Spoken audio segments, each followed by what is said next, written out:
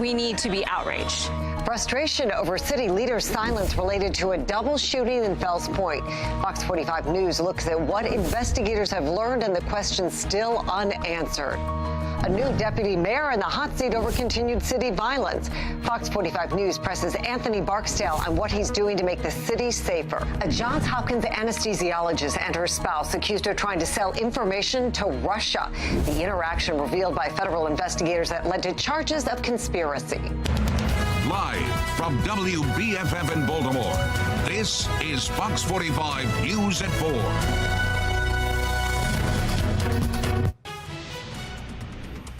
We are starting to get a clearer view of the devastating aftermath of Hurricane Ian. Good afternoon, everybody. I'm Mary Bubala. And I'm Kai Jackson. Not much of Southwest Florida was spared. In fact, Ian made landfall as a Category 4 storm. Debris is littering Fort Myers Beach with homes and businesses absolutely flattened. In San Carlos, an aerial view shows boats smashed against each other and roads pretty much washed away. In St. Augustine, Florida, known as the oldest city in America, floodwaters flow through the streets and cars are submerged. In Port Charlotte, the roof of a gas station is completely torn off.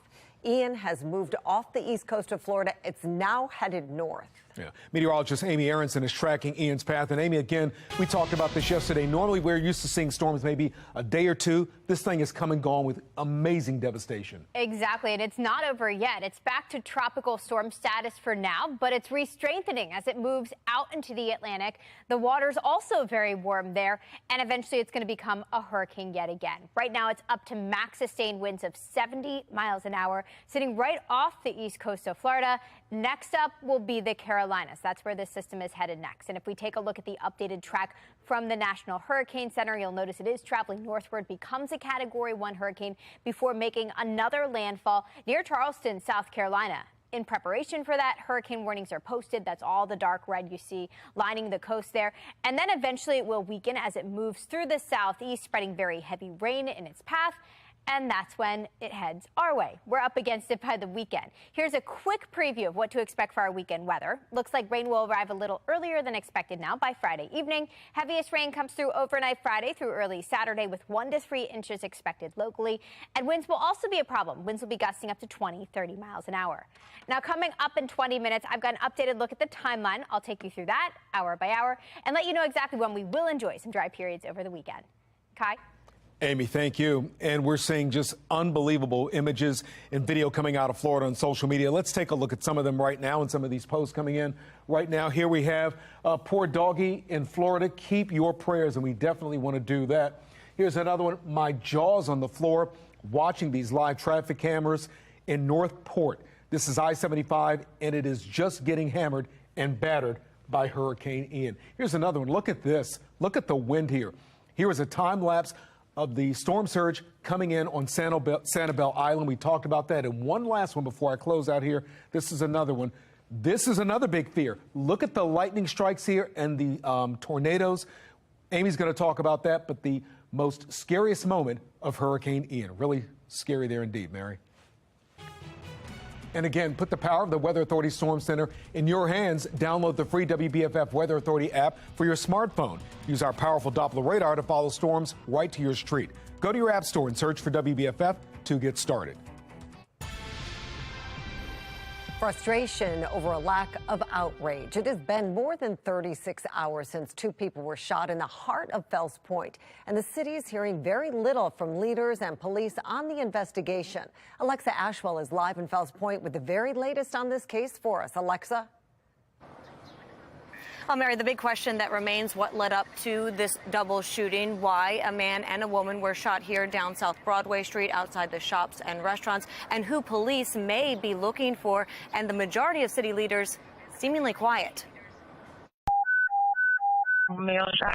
A man shot in the head, a woman shot in the arm, 2 suspects on the run, They go from south on Broadway towards Spain. and a community left frustrated and you can't walk out your door. And in fear. It's been a lot going on as far as violence in this area. It's been more than 36 hours since 2 people were shot here on South Broadway Street, and Baltimore police not yet saying what they believe led up to the shooting or releasing any suspect information. A spokesperson confirming the man remains in critical condition and writing in part, "Once we have additional details that will not compromise the integrity of the investigation, they will be made public." This is one of your most attractive tourist areas. It's something people come to Baltimore to see, and it's really gotten dangerous, so it's not good. Leaders, including the mayor, also quiet. Mayor Brandon Scott refusing to take questions during the opening of a grocery store early this morning. A spokesperson telling Fox 45 News to instead email questions. We need to be outraged. Longtime resident, former Fells Point business owner, and now city council candidate Claudia Tolles frustrated by the silence. These kinds of incidents are being normalized because of their silence, because of their lack of outrage, because of their lack of action. Fox 45 News questioning Councilman Zeke Cohen, whose district includes Fells Point. Cohen saying he's hopeful a change in leadership within the Baltimore City State's Attorney's Office, specifically Marilyn Mosby's decision to not prosecute certain lower-level crimes, will help address some of the ongoing issues in Fells Point. We've seen, unfortunately, the lack of clarity with the policies play out in Fells Point. As we know, Mr. Bates is going to be the next state's attorney, and I have asked our law enforcement partners to proactively partner with him and make sure that there is clarity around where we are going with some of his policies. Now, the Fells Point Fun Festival is this weekend. You can see the gates still out here in Broadway Square. We asked, police say they will have added patrols, including on foot, as well as bicycle, as well as help from other law enforcement agencies, including SWAT. As for this case, no arrests have been made. Reporting live in Fells Point, Alexa Ashwell, Fox 45 News. Alexa, thank you. Well, Fells Point has seen 6 people shot just this year, including Marco Nunez, a bouncer at Rodo's. That neighborhood has also seen some rowdy crowds. Back in May, a crowd trashed the area and a fight broke out inside a convenience store while looters ransacked the shelves. And last summer, massive fights broke out in the square. People stood on police cars as officers really did nothing. There were also a number of shootings. And the neighborhood has also seen problems with dirt bikes. Video from summer of 2021 shows riders tearing through crowded streets. Well, the city's new deputy mayor for public safety, Anthony Barksdale, is no stranger to tackling violence in the city.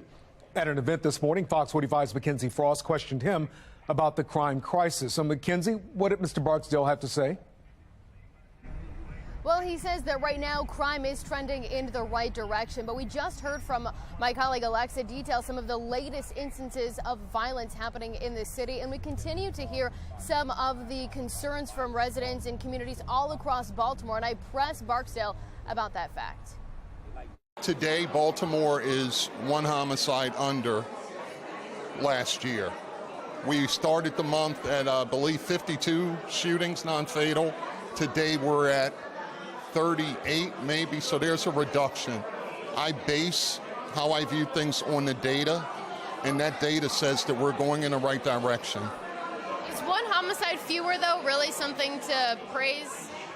1 homicide fewer means we're going the right way. Imagine if I was saying we're plus 22 or 20, whatever it was when I started.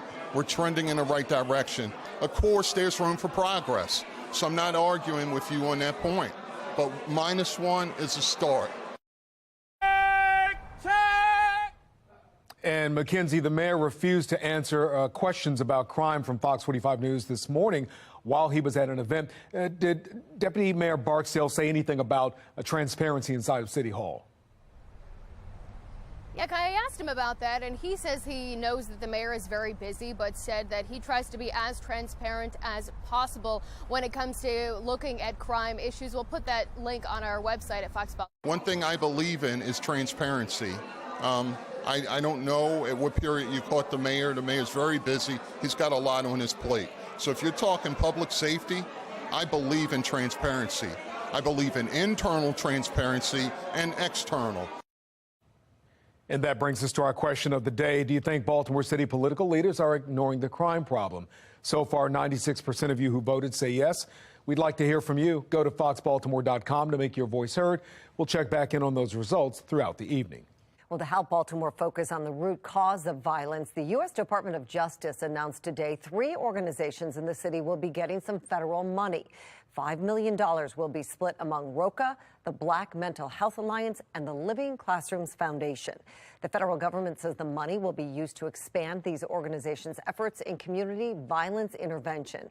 The announcement was made at ROCA this morning, where members of the 4-year program were on hand to talk about how the training works to break the cycle of violence. Our model is based on cognitive behavioral therapy, brain science, and the stages of behavior change, and we understand that that does take time. These young people are with us for 4 years, and during that time, there are going to be some points when they may fail or they may relapse.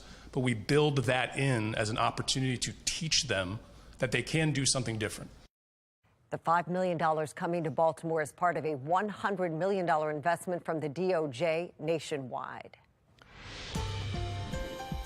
Developing right now, a Johns Hopkins anesthesiologist and her spouse, a transgender Army doctor, are under federal indictment for allegedly trying to share information with the Russian government. Fox 45's Amy Simpson joins us in the studio right now. Amy, what can you tell us about this case? Yeah, well, both of these defendants are doctors now accused of attempting to be Russian spies. Court filings say the pair met multiple times last month with who they thought was a Russian official, but that person was really an undercover FBI agent.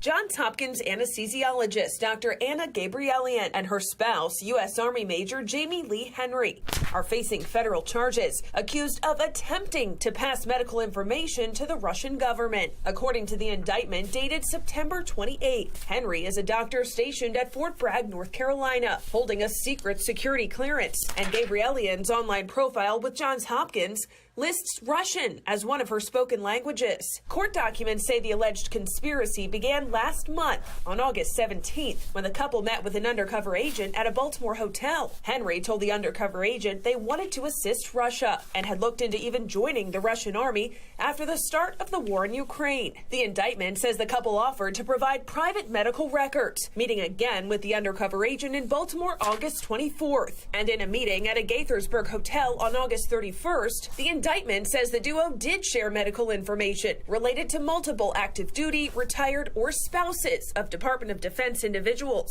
records they indicated the Russian government could use for exploitation. Henry was featured in a BuzzFeed article back in 2015, identifying them as the first out transgender active duty U.S. Army officer, a Twitter profile connected to the same name, and identifying as a transgender military physician, showing a mix of military and medical tweets as recently as this summer. And today, Johns Hopkins Medicine telling Fox 45 News we were shocked to learn about this news this morning and intend to fully cooperate with investigators. Meanwhile, Matt Leonard, a spokesperson for the U.S. Army, telling us, as this is an open case, we are referring you to the Department of Justice. And it was just Tuesday of this week when a Navy engineer and his wife, both from Annapolis, entered new guilty pleas for trying to sell submarine secrets to a foreign government. That Annapolis couple could face a maximum of life in prison and a $100,000 fine. Live in studio, Amy Simpson, Fox 45 News. Amy, thank you. Crumbling infrastructure swallows a man's home along North Avenue. Why, he says, just like his property, his calls for help are falling through the cracks. Many in Tampa, Florida, are cleaning up after Hurricane Ian rocks the Florida coast. The latest on the conditions in a moment.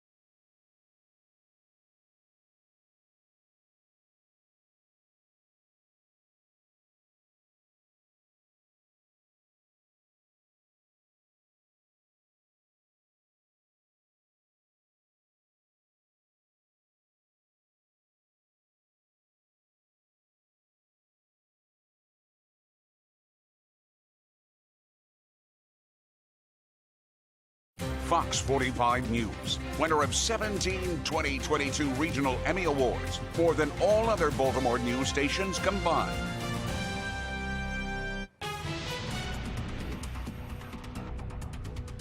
Tracking Hurricane Ian, the damage left behind from the storm will likely take months to fix. On the left, the only way on or off Sanibel Island and Captiva Islands is damaged. In fact, the Sanibel Causeway washed away as Ian made landfall. And on the right, a stretch of Florida Turnpike near Orlando is closed because it's underwater. At least one car was seen in the floodwaters in the picture shared by Florida Highway Patrol. Now, residents in Tampa Bay are counting their blessings tonight. Just days ago, they were expected to be in the eye of the hurricane. Our Megan Gillen is there right now and has more on the neighborhoods and how they're cleaning up.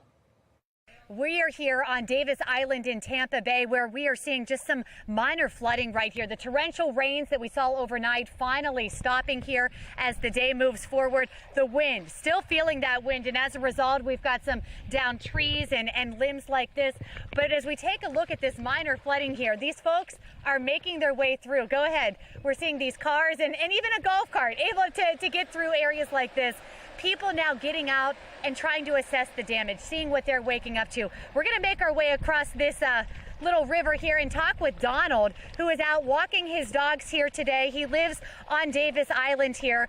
We've heard that there are some small pockets in the area that are dealing with some power outages. We're going to check in with Donald here. Hi, guys, and see how you're doing. How's it going for you, Donald? Very well. We dodged not a bullet, but a bomb, a big bomb. Finally, as the sun came up this morning, many people started getting out and looking at the damage. We've seen some minor flooding, some downed tree limbs and power lines. Have you seen anything more substantial? No. We are extremely lucky again. Once again. A lot of people saying this is kind of like Charlie, when Charlie was supposed to hit Tampa Bay and went south. Charlie would have fit inside this one 3 times. Wow. This is enormous. Whoa, Zinni. You can't. Well, I know one of these guys, Zinni and Lucky, and I think we're all lucky here today. Donald, I'm glad you guys are doing all right here on Davis Island. Megan. Appreciate it. I do want to show you guys one other thing. So I'm going to bring you down here. You're going to see some flashing lights right on the other side. We mentioned there's some power outages in the area. Again, not too bad, but we've got some police officers. You can see some flashing lights over here. They're stationed around the Tampa area to kind of mark the areas that could be dangerous until crews can actually get out there. But again, when we look at what we've got here and what folks to the south are dealing with, we're counting our blessings and praying for those just south of us. In Tampa Bay, I'm Megan Gilland reporting. Amy is back with us as we continue to talk about the aftermath of the hurricane, and now it's coming north. It's not even over yet. And next up will be South Carolina, and it's going to approach them now as a Category 1 hurricane. So it'll pick up some speed then. Pick up some speed again as it now rotates through the warm waters of the Atlantic. So not done with it just yet. Okay. Actually, right now, even east coast of Florida, I'm still seeing flooding coming out of the St. Augustine area. Wow. So now they're dealing with that storm surge. Not quite as bad as it was on the other coast, but still not a pretty situation there either. And if we take a look at where the storm is now, it's just inching its way off the east coast of Florida. That's where it's going to gather that strength and that fuel and become a hurricane again before making yet another landfall. And this time it's going to be near Charleston, South Carolina. In preparation for that, we've got hurricane warnings posted. That's all the dark red you're seeing here on the map that actually extends from the east coast of Florida now up through coastal parts of Georgia and right into South and North Carolina. And they'll be bracing for that storm as we head over the next 24 hours. And Future Scan shows that next landfall happening as a hurricane by tomorrow afternoon. I think late morning tomorrow, spreading heavy rain, that severe weather threat, and the strong winds along with it. Rain will first spread over the northeast during the daylight hours tomorrow, and I think we stay mainly dry. But look at what happens tomorrow evening. The system speeds up, and I think we see the first showers from it by tomorrow evening, by 6 o'clock, by dinner time, and then rain will continue overnight right into your Saturday. Saturday starts off with steady rain, and then we just see on and off showers throughout the afternoon, and that's going to be the trend through the rest of the weekend. I don't think Sunday's a complete washout, but it doesn't look pretty either, with a couple of showers passing by plus some extra clouds. And this system, what becomes a remnant low, takes its sweet old time rotating out of here. It actually lingers Monday and Tuesday, sending us additional scattered showers. Now let's take a look at the expected rainfall. Highest amounts will stay well south of here. That's shaded in the yellows and the oranges and actually some of the reds you see showing up here. For us locally, I think anywhere from 1 to 2 inches, and that's over the course of a couple of days, actually starting late Friday and taking us all the way through next Tuesday. But we could see some minor flooding as a result. That means enjoy the sunshine while we have it. We're not going to see it much beyond today. Upper 60s currently. We are under that northeasterly wind at 13 miles an hour, making it feel nice and cool and fall-like. Next 3 days don't look quite as pretty. During the day tomorrow, it's still dry, but after that, I am tracking that chance for some rain by the evening. That'll have an impact on your Friday night plans. Saturday and Sunday, I'd have the rain gear ready. Looks like we should be in better shape Sunday for the Ravens game, just on and off showers. A rain jacket, great idea, especially since we'll have temperatures in the cooler mid-60s. Quick look ahead shows drier conditions coming by Tuesday. Actually, Wednesday and Thursday, we kick off another nice fall-like stretch after all the rain gets through. A nice stretch of highs in the low 70s and some pretty cool nights with lows in the low 50s, upper 40s. Mary? Amy, thank you. We're following some breaking news right now from northwest Baltimore. A shooting investigation in the Mondawmin Mall Bus Transit Center. Video posted to the Citizen app shows a large police presence and crime scene tape at one bus area. Fox 45 News is gathering some more information from the scene right now. We have calls into MTA police. As soon as we get an update, we'll pass it along to you. Well, the Baltimore Department of Public Works is under fire for a variety of failures over the past several months. How city leaders are working to hold DPW officials accountable. White House transparency has long been a sticking point with the press. That brought to the forefront again after the president's latest comments. I'm Scott Thuman in Washington to explain.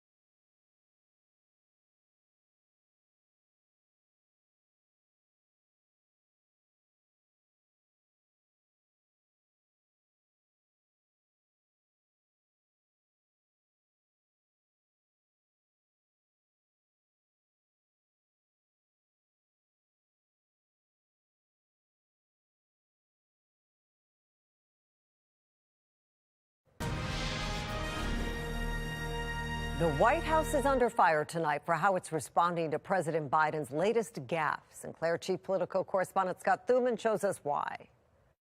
At the White House, a president's team welcoming a slight rebound in the polls, but also playing a bit of cleanup after the president's most recent gaffe, calling on the late Congresswoman Jackie Walorski, who died this summer in a car crash. Senator Braun, Senator Booker, Representative Jackie, are you here?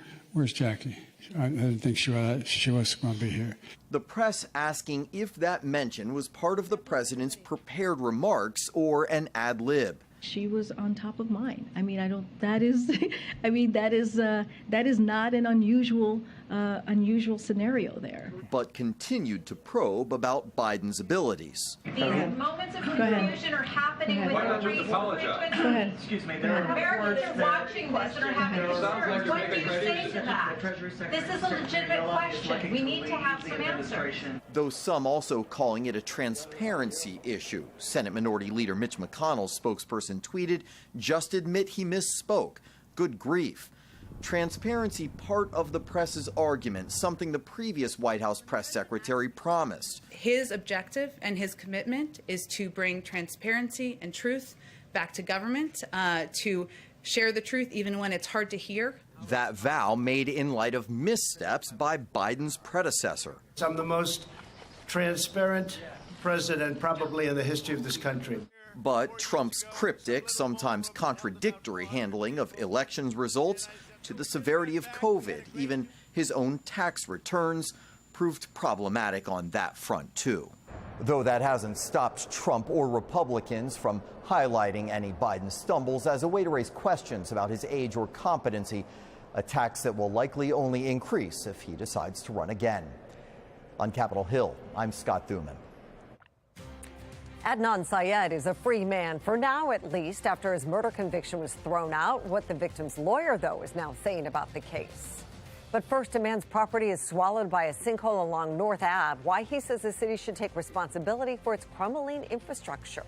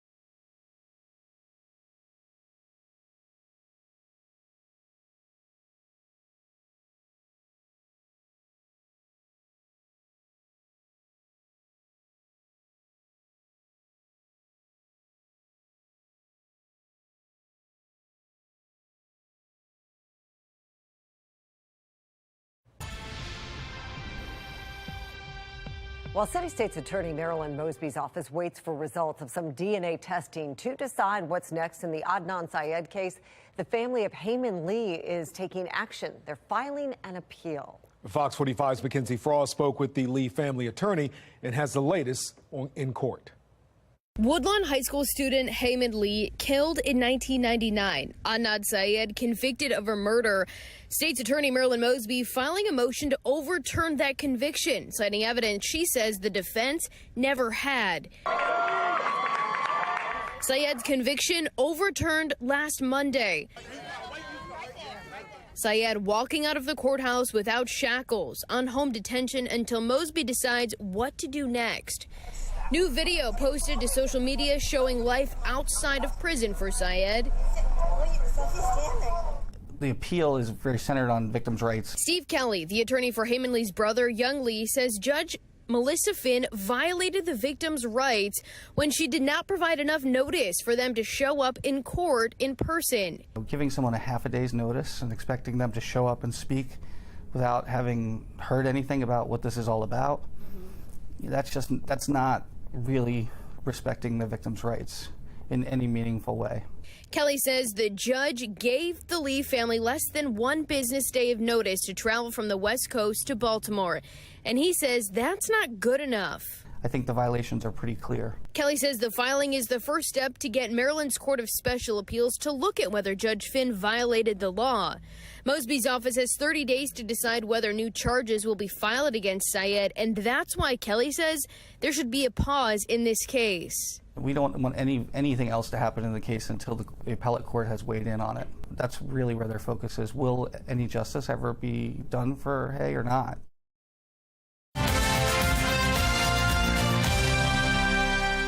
Fewer students are attending public schools in Maryland on a regular basis. Project Baltimore's Chris Papps explains alarming new data shows attendance is down and chronic absenteeism is up, especially in one local school system.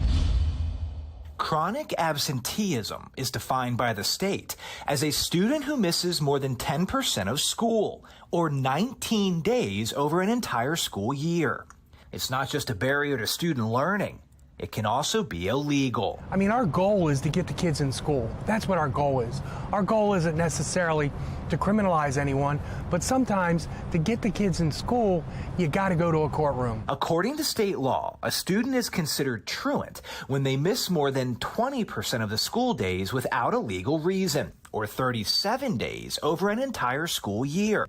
Parents can be fined $50 a day or receive 3 days in jail on a first offense. Baltimore County State's Attorney Scott Schellenberger says his office is seeing an increase in truancy cases. No, there is no easy solution. We don't like prosecuting. Judges don't like putting in jail. And even if you do put in jail, the hammer is not very big.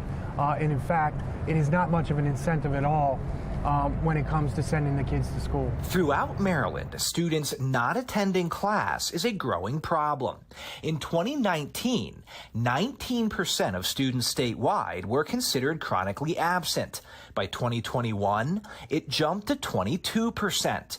And the school system in the Baltimore region seeing the largest increase is Baltimore County. You know, you can see the chronic absenteeism getting worse over the quarters. The Baltimore County School Board has recognized this is a significant problem that's getting worse. There are lots of research to support attendance and a correlation with academic achievement. In Baltimore County, overall attendance is dropping.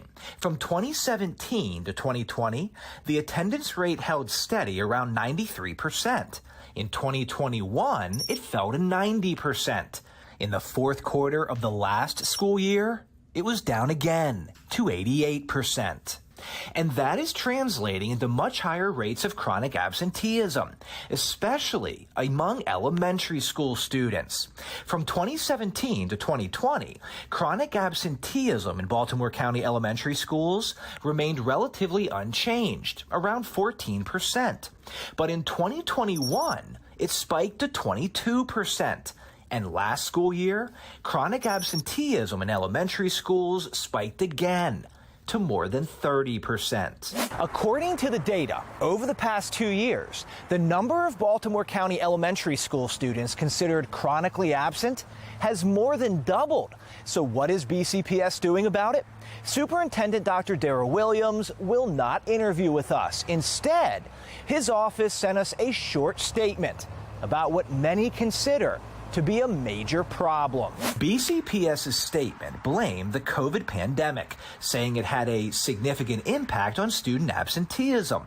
The district gave no specifics, but said it implemented strong preventative measures concerning COVID, along with specific and strategic support to students and families. And as a result, BCPS has experienced a substantial decrease in chronic absenteeism this school year. Right. Schellenberger says to avoid a courtroom filled with truancy cases, his office works closely with the school system's pupil personnel workers to find parents and get their children to class. He told FOX45 he doesn't blame COVID for the rise in chronic absenteeism because for all of last school year, the students were learning in person.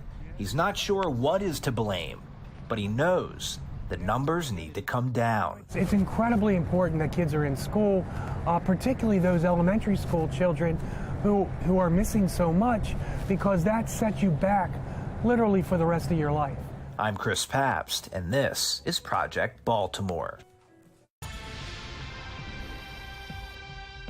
The hardest part to me is waking up every day not hearing anything from the city, and every month when that mortgage come out. Imagine paying for a property that no longer exists.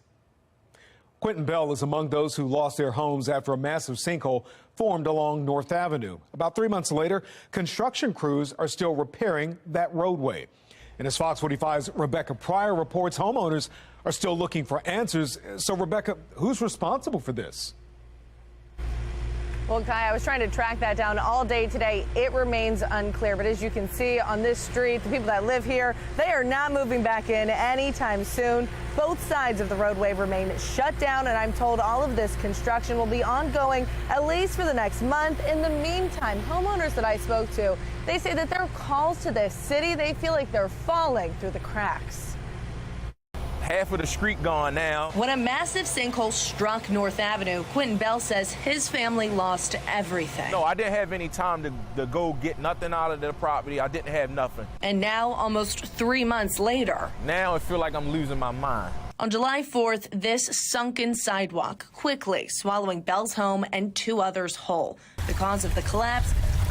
A 115-year-old stone arch storm drain caving in after a heavy rain. Construction workers telling us due to the aging infrastructure, the home should have never been built in the first place. And Bell's insurance inspector. It says that since it was on the city side, that they don't cover it. Agrees, finding the city at fault and denying Bell's claim. Then that just leaves you, well, who is responsible?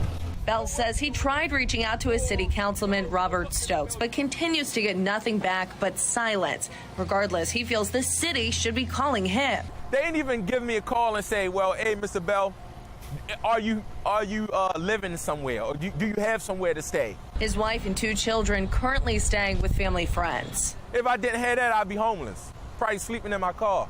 His lawyer telling him it's a waiting game until the city can provide them with more answers. Meanwhile, his bills can't be put on pause. Every month, I'm paying a mortgage. I'm getting money deducted out of my account for something that is not even there no more. Bell's lost his home, his belongings, and life as he knew it. But most of all, yeah, they abandoned. They abandoned. He's lost his faith in city leadership. What steps would they do? If it was them, what would they do? Would they be as strong as I am? You know, going months without hearing anything? I doubt it. I highly doubt it. Now today I reached out to DPW for answers. They told me they were simply in charge of the repairs, not reimbursing homeowners. For that, they told me to reach out to the mayor's office. I did, but as of news time tonight, have not heard back. Reporting live in Baltimore, Rebecca Pryor, Fox 45 News. Well, the Baltimore City Council holding the Department of Public Works accountable for the handling of the E. coli crisis earlier this month in West Baltimore.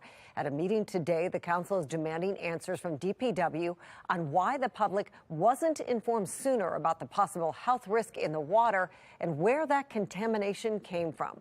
We are learning DPW believes several factors may have contributed to that contamination, and they're placing the blame on the city's aging infrastructure. DPW revealing today 2 infrastructure emergencies in the city may have led to the contamination, including the sinkhole on North Avenue that Rebecca just told us about. As for the communication delay, this whole situation was a failure of communications. So had the communications department properly communicated to the public immediately and done so in the way that they do on many other things, we wouldn't have been here today. I mean, something does not add up. Why wouldn't the people who were so active and involved in this situation from the start, and also all the communication to the public, why they wouldn't be here is really mind-boggling. Councilman Schleifer asked when the communications department can be made available to the council, but DPW Director Jason Mitchell said he could only provide written responses from his team. Maxine Stryker will have more on why coming up at 5:30. Debate about recession reignited with a fresh reading of GDP. I'm Atrell Nashar with why economists say they're closely watching what happens in the next few months. And I am tracking Ian as it eventually heads our direction. Here's a quick preview of how much rainfall we're expected around our region. I'll break it down for you hour by hour in just a couple of minutes on Fox 45 News at 4.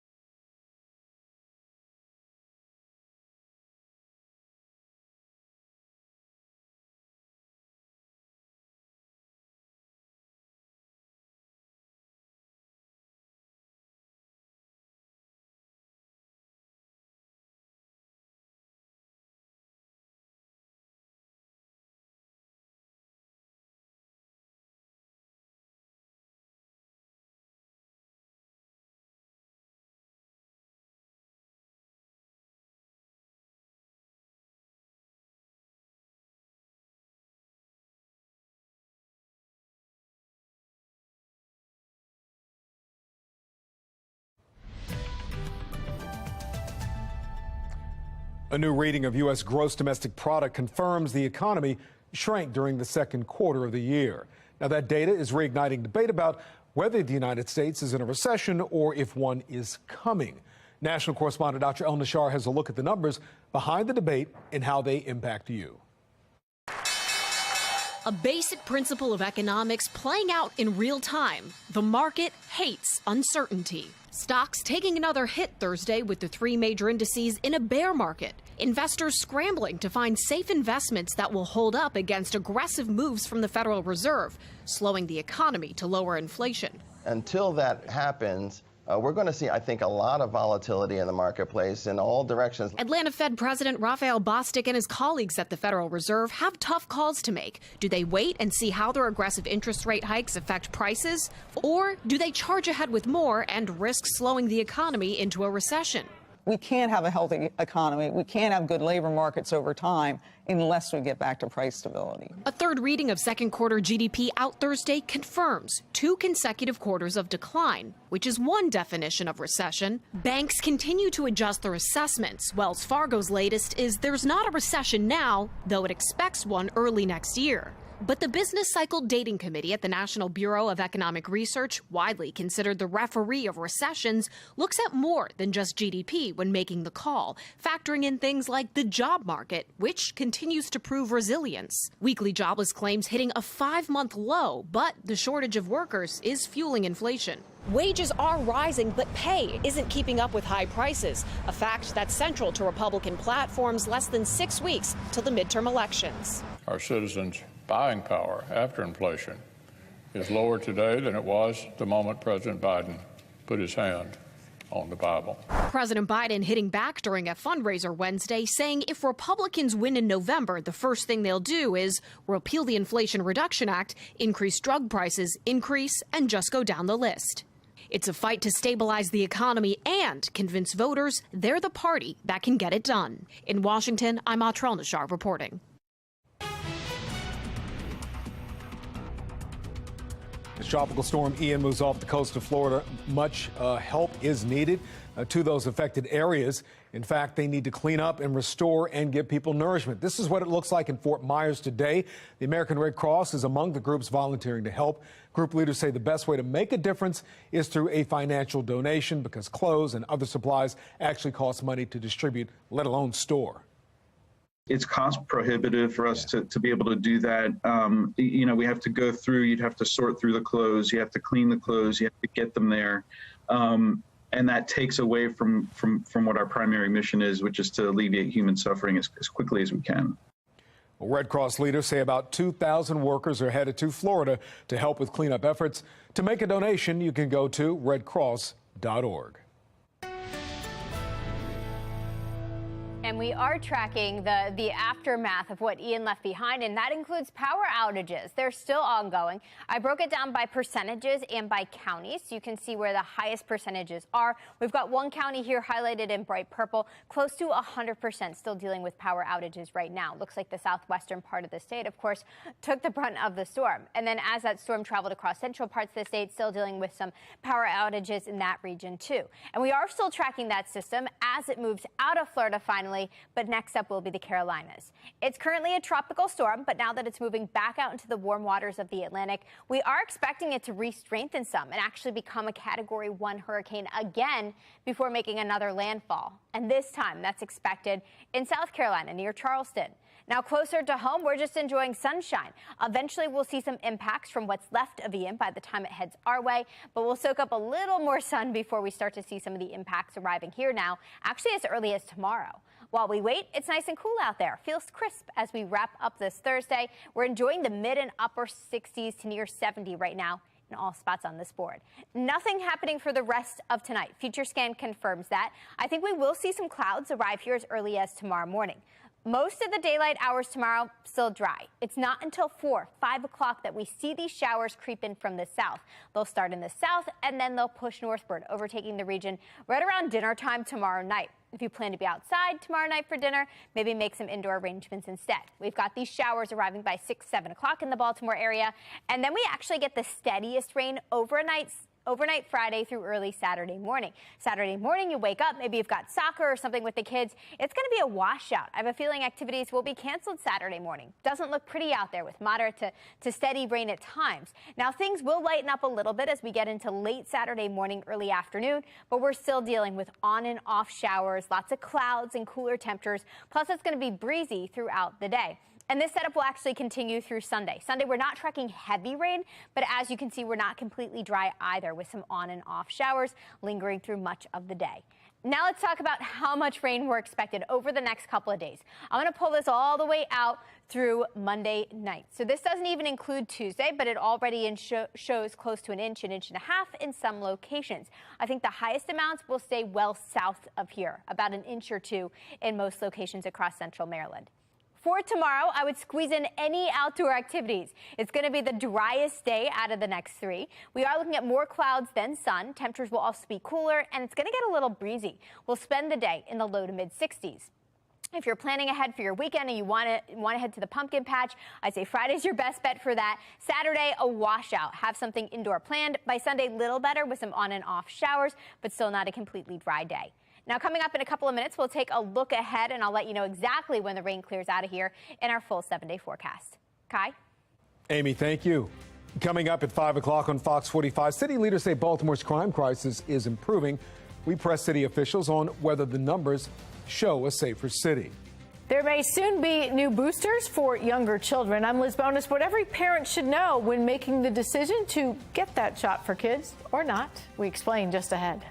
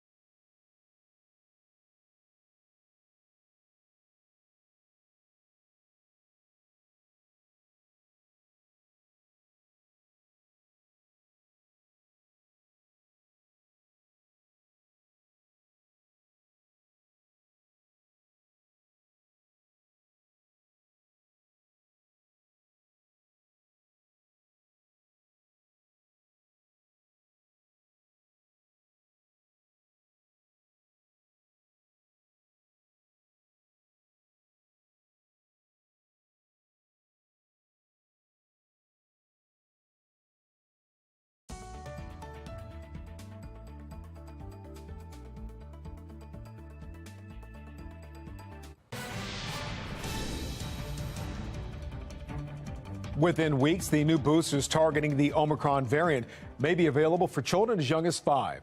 Medical reporter Liz Bonus shares what parents need to know. Hey there, everybody. Pfizer has applied for expanded authorization for its bivalent COVID-19 booster shot for kids ages 5 to 11. And since kids now really are at low risk for complications from the virus, there are at least 3 things right now, aside from that providers suggest parents consider when deciding to sign kids up for this new shot or not. When Avon, who's 7, got the current COVID-19 booster available for kids his age this week, his dad gave us the first consideration. We wanted to make sure and come out and do our part. The new bivalent boosters, only now authorized for those 12 and older, aren't just expected to help better protect younger kids. They are also able to better protect the people who come in contact with those kids. Especially, let's say there's someone in the household who has immune suppression. You know, children can have mildly symptomatic viral infections and yet transmit them to adults. And those adults can end up with serious complications and die from the virus. Second reason, infectious disease specialist Dr. Stephen Blatt of Ohio's Tri-Health told me parents may want to consider bivalent boosters for younger kids. Long COVID. It's now so prevalent and different than in adults that overnight these new guidelines for treatment were released. Kids are getting crushing fatigue. They can't sleep. Many develop anxiety, depression, and horrible mood swings. Finally, third reason to consider the new boosters. These vaccines work very well in preventing people from getting severely ill from COVID. And that severe illness in children can lower their resistance to viral illnesses now on the rise other than COVID in kids. The CDC announced this week lab tests now confirm that cases of the rare polio-like virus known as EVD68, which can permanently paralyze children, continue to climb. Timeline, if these shots do get this expanded use, could be as early as mid-October. I'm medical reporter Liz Bonus. Now back to you. And here's a look at that full 7-day forecast. I am tracking some showers that arrive late Friday night. After that, it's just going to be a rainy and yucky weekend. Rainy and breezy and actually pretty cool on Saturday with highs in the mid-60s. Sunday's a little better, still tracking some on and off showers for the Ravens game with highs temperatures staying in the cool upper 60s. Looks like rain will start to lessen up Monday to Tuesday, but still some spotty showers. It's not really until late Tuesday heading into midweek that we dry things out, welcome back some sunshine, and temperatures warm back up. We're close to 70 degrees by the end of this 7-day. Back to you. Amy, thank you. Coming up on Fox 45 News at 5 o'clock, communities torn apart in Florida, several feet underwater. We'll have the latest on Hurricane Ian and where the remnants are now. And neighbors living in fear, frustrated the city isn't doing more. We'll hear from Fells Point residents after this weekend's double shooting.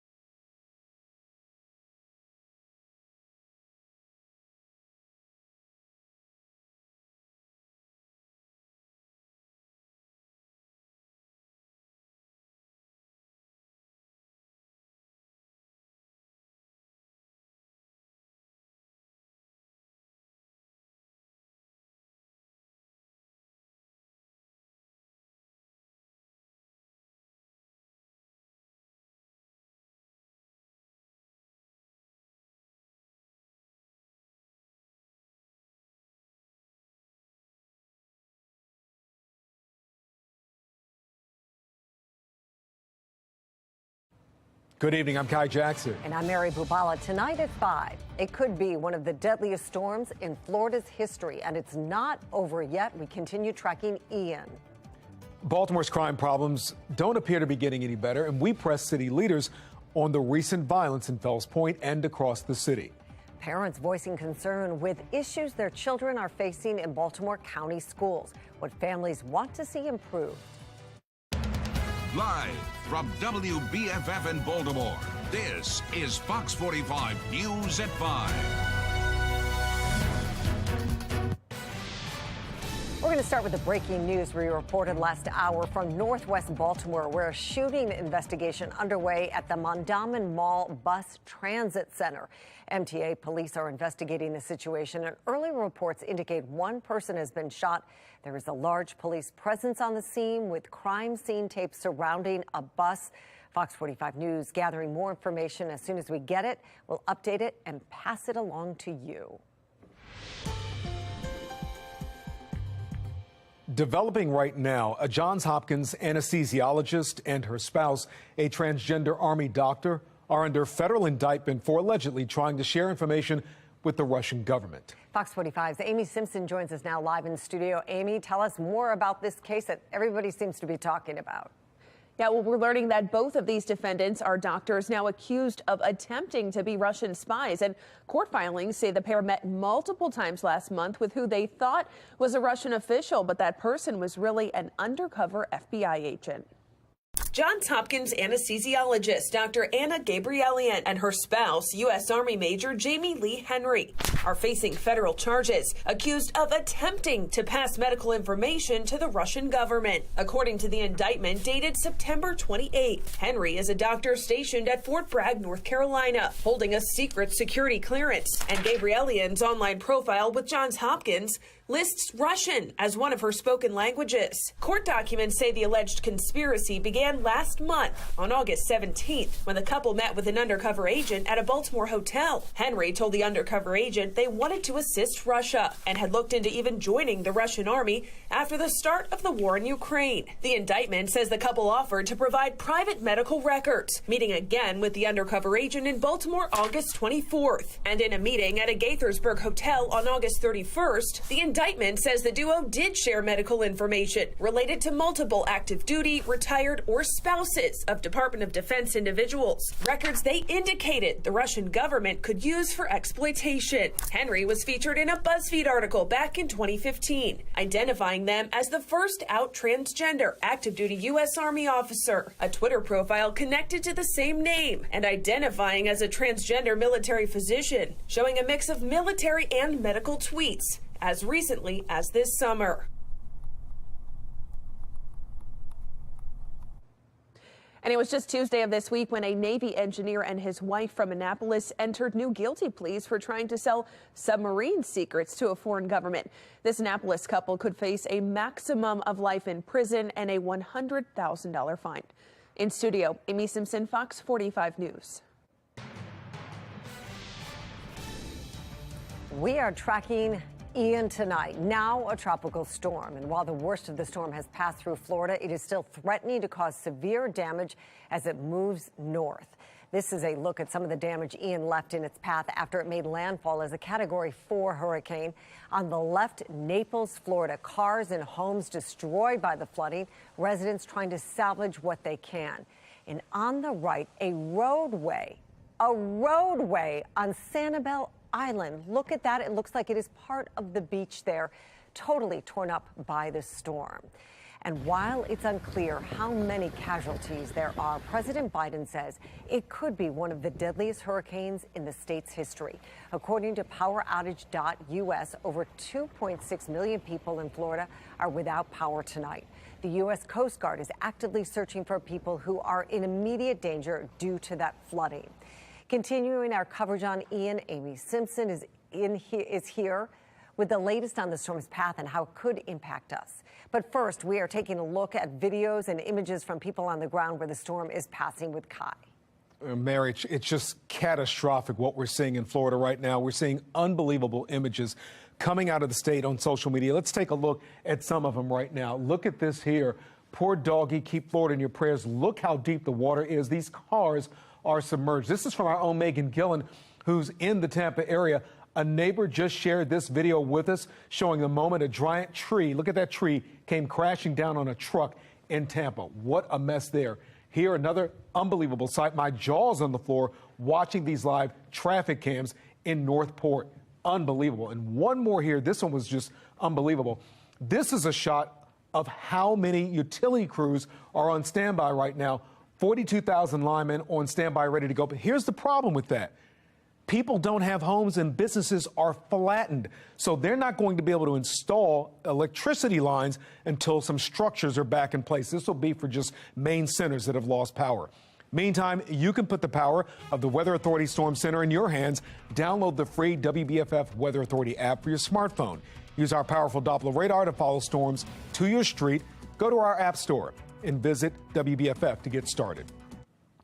Well, meteorologist Amy Aronson is here right now with the latest on Ian's path. Amy? Yeah, and I do have a strength, so it has re-strengthened already. And if we take a look at the storm here, you can see it's up to winds of 75 miles an hour, which puts it right into that hurricane category 1 category as it now barrels away from the east coast of Florida and heads towards the Carolinas. And if we take a look at that updated track from the National Hurricane Center, it stays a category 1 hurricane even as it makes landfall right along the coast there of South Carolina, actually near Charleston, Folly Beach. And then the impacts will be felt even as it spreads inland through South and North Carolina and eventually becomes a remnant low as the moisture heads our direction. So it won't be reaching us as a hurricane, but we're still going to feel the impacts here in Maryland. The rain's going to arrive Friday evening, the heaviest coming overnight Friday through early Saturday, with 1 to 3 inches expected across the state of Maryland. And then we could also see some wind gusts, winds gusting up to 20, 30 miles an hour at times, and that's going to be from late Friday into Saturday. Now, coming up in 15 minutes, I will walk you through the timeline hour by hour and let you know exactly what all of this rain means for your outdoor weekend plans. Mary, Kai? Amy, thank you. More than 36 hours since 2 people were shot in the heart of Fells Point, and concerned residents are hearing very little from leaders and police on the investigation. Alexa Ashwell has the latest on the case and what we haven't been told so far. Well, Mary, the big question that remains, what led up to this double shooting, why a man and a woman were shot here down South Broadway Street outside the shops and restaurants, and who police may be looking for, and the majority of city leaders seemingly quiet.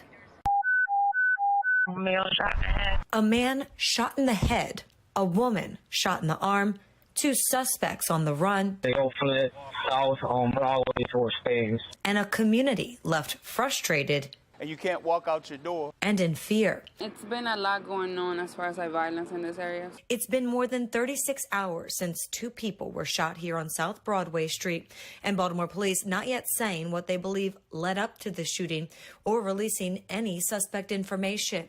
A spokesperson confirming the man remains in critical condition and writing in part, "Once we have additional details that will not compromise the integrity of the investigation, they will be made public." This is one of your most attractive tourist areas.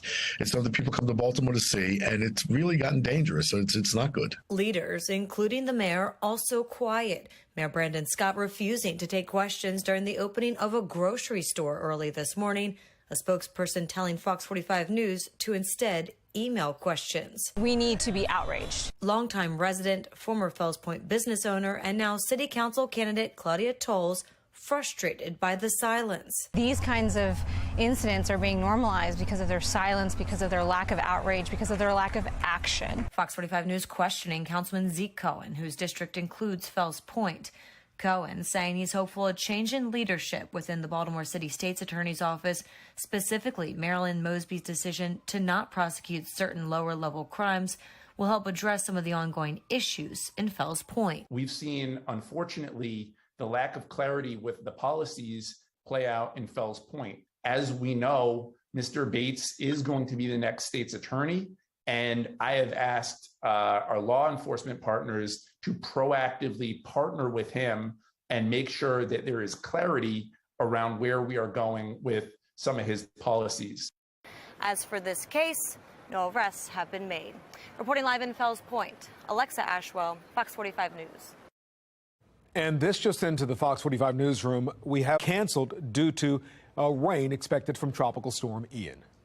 Rain all day on Saturday. Well, Fells Point has seen 6 people shot just this year, including Marco Nunez, a bouncer at Rodo's. That neighborhood has also seen rowdy crowds. In May, a crowd trashed the area and a fight broke out inside a convenience store while looters ransacked some of the shelves. And last summer, massive fights broke out in the square. People stood on police cars as officers just stood by. There were also a number of shootings. And the neighborhood has also seen problems with dirt bikes. Video from summer of 2021 shows riders tearing through some of the crowded streets. Well, the city's new deputy mayor for public safety, Anthony Barksdale, is no stranger to tackling violence in the city. At an event this morning, Fox 45's Mackenzie Frost questioned him about the current crime crisis.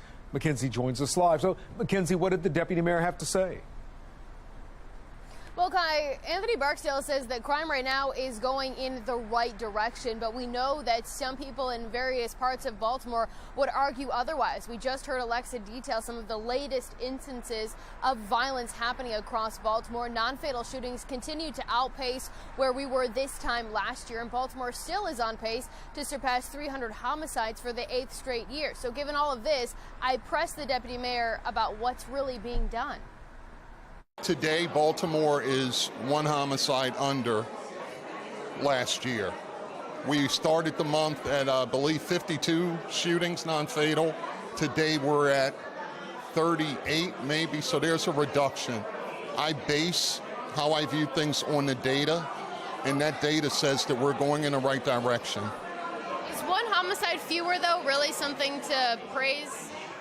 1 homicide fewer means we're going the right way. Imagine if I was saying we're plus 22 or 20, whatever it was when I started.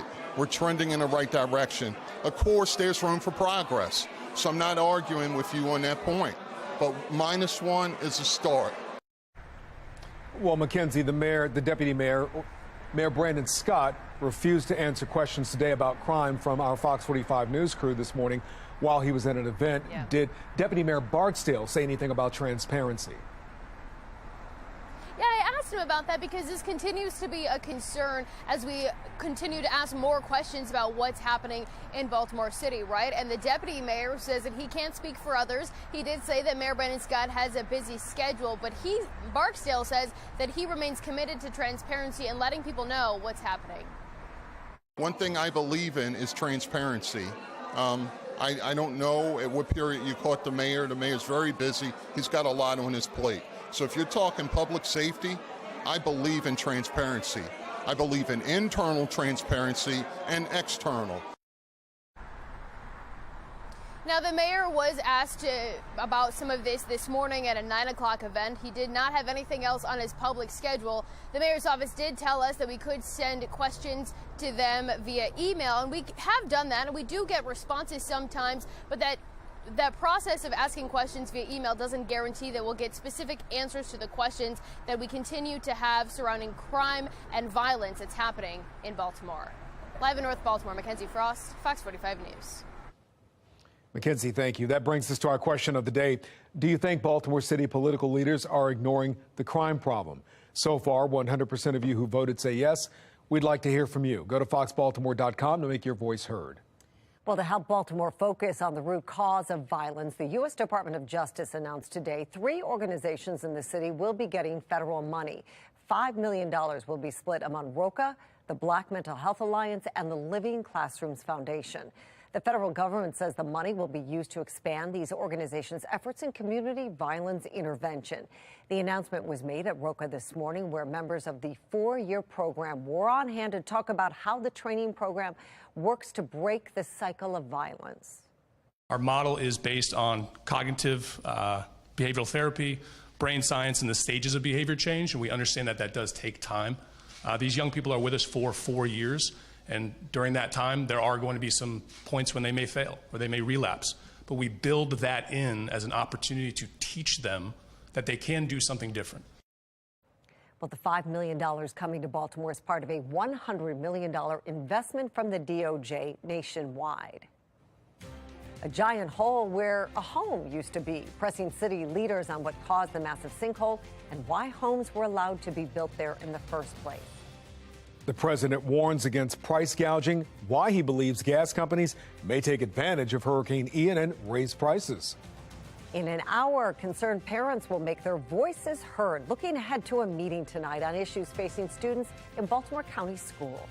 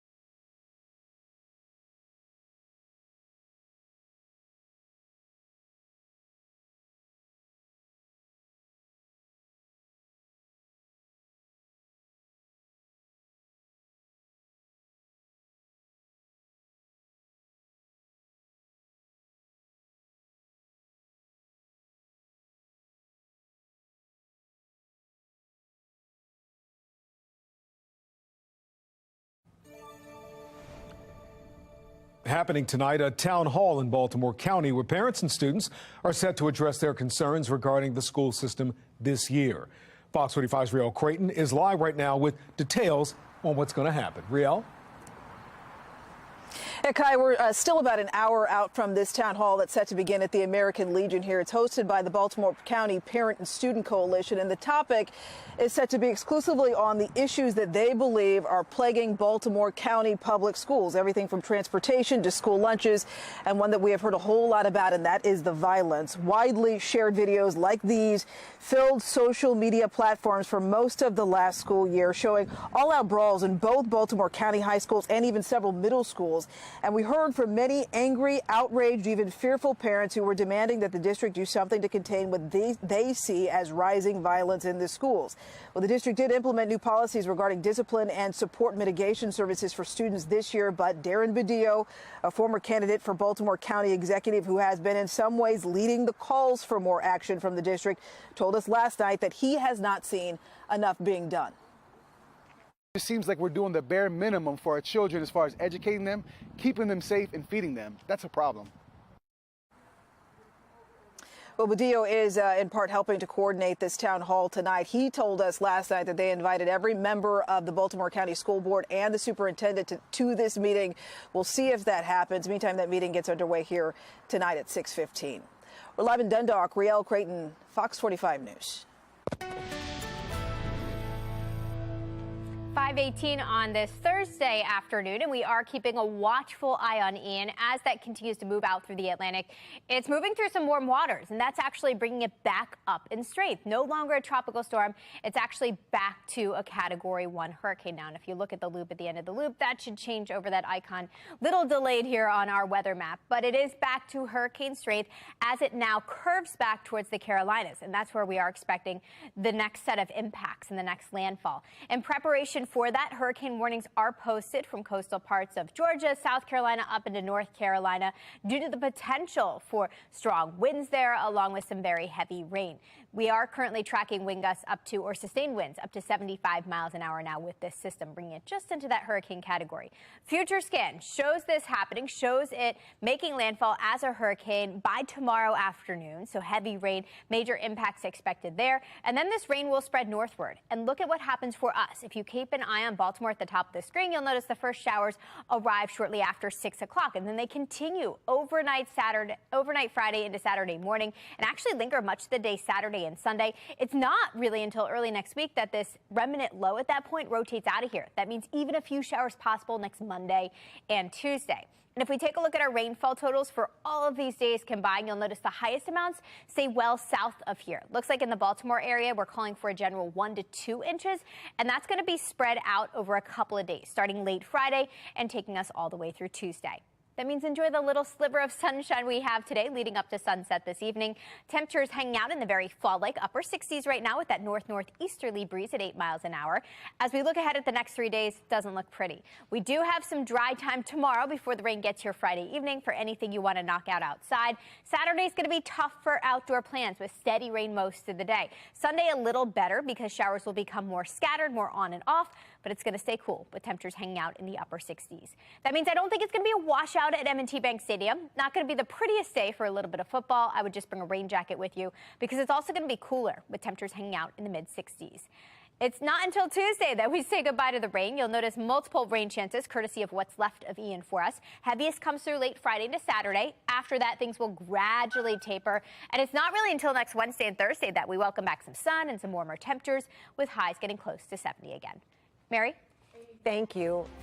While we're waiting to see if Adnan Syed will face a new trial, the family of the woman he was convicted of killing is taking action. Recovery efforts could cost billions, the warning from a taxpayer advocate group about how those funds could be misspent in the wake of Ian.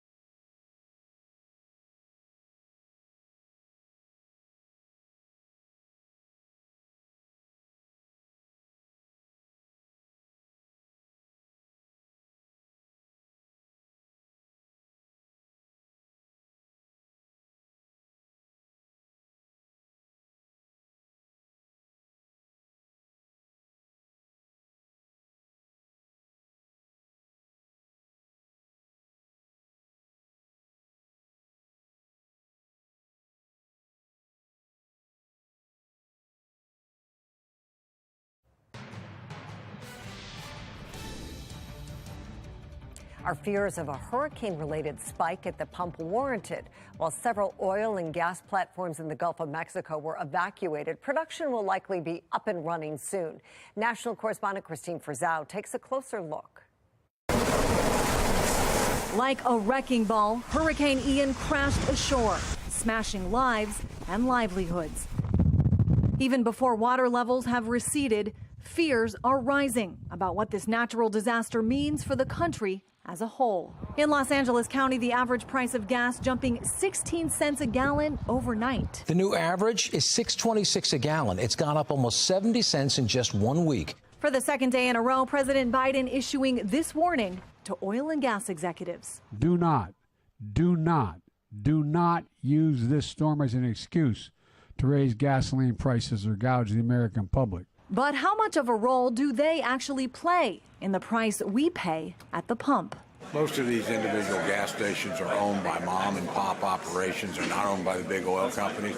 So they're pretty sensitive to what the price is right around the corner at the next place. According to industry experts, the price we pay is more tied to basic economics, supply and demand. Crude oil has been higher this year, primarily because of the demand increases coming out of the pandemic, and the supplies have not kept pace. According to the Department of Energy's Energy Information Administration, there are 4 main factors that determine the retail price of gasoline: the cost of crude oil, federal and state taxes, distribution and marketing costs, and refining costs and profits. But during that summer surge, when Americans were paying more than $5 a gallon for gas, companies like Chevron, BP, and ExxonMobil all reported record profits, far higher than the same quarter last year. With new reports, OPEC will once again decide to cut production when its members meet next week. Hopefully, the oil and gas companies will do the right thing and put people over their own profits. A blame game with American consumers caught in the middle. I'm Christine Frizzau reporting. As Tropical Storm Ian continues causing damage as millions of people are trying to recover, the risk involved with how federal funds are given out with help to rebuild. Plus, the sinkhole destroys homes and insurance won't pay out to the people who live there, pressing city leaders on why homes were allowed to be built there in the first place.